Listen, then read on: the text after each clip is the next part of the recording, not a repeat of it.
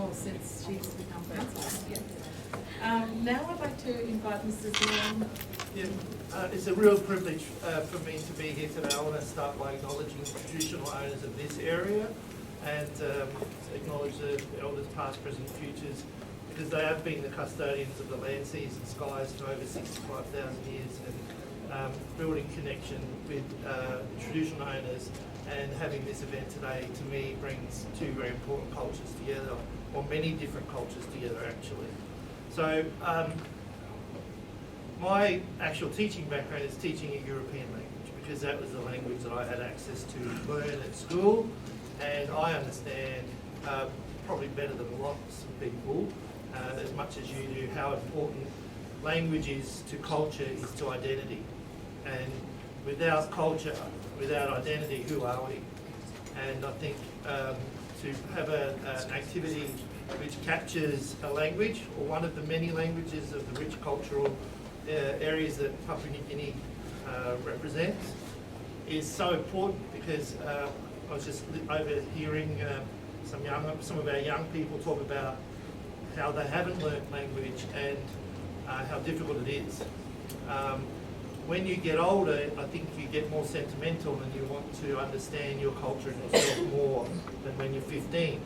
But if you've got that language already, and we'll have this dictionary, this great, I want to colour it in myself, the book here in the school, it means that young people, whether they're our international students from Papua New Guinea, from other countries, our own students, people with heritage, people with no heritage, will be able to connect with a language that they might never have thought about connecting with.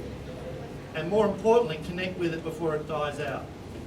Because the reality is modern culture, popular culture, the internet, songs, everything is English, and that pervades every part of our life. And so I just can't, I'm absolutely in awe of Marcia and the team that's been behind this production, because to get up and do something that really matters doesn't happen every day. And I just want to applaud the group that did all this work and the people involved in supporting each other so well. So that's why I'm so pleased and was privileged to be able to offer this as a venue for this to happen. It does mean a lot, it matters.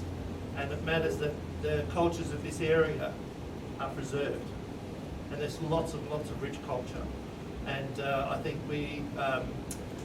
none of us really understand it as well as we should. So to have this resource, to have young people talking about it, to have people learning, even a couple of words, listening to songs and stories, is the way to pass on culture and history. To have a language gives you a different way of looking at things, different concepts. Your brain understands life differently and understands concepts differently. It's just part of it. It's just part of the reason the language is the way it is. It doesn't just happen, like otherwise all the languages would be the same, wouldn't they?